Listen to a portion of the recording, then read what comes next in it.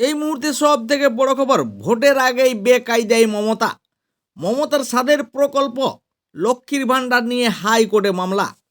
২৬-এর বিধানসভা ভোটের আগেই মুখ্যমন্ত্রী মমতা বন্দ্যোপাধ্যায়ের স্বপ্নের প্রকল্প লক্ষ্মী ভাণ্ডার নিয়ে শেষ পর্যন্ত জল গড়ালো কলকাতা হাইকোর্টে।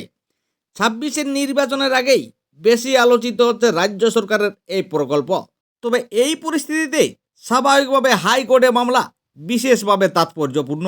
পূর্ব মেদিনীপুরের ময়না বিধানসভার গজিনা ও বাগচা গ্রাম পঞ্চায়েত গত বছরের শেষের দিকেই এই সমস্ত এলাকা থেকে অভিযোগ উঠে ওই এলাকার বহু মহিলা লক্ষ্মীর ভাণ্ডারে টাকা পাচ্ছে না দীর্ঘ কয়েক মাস ধরে।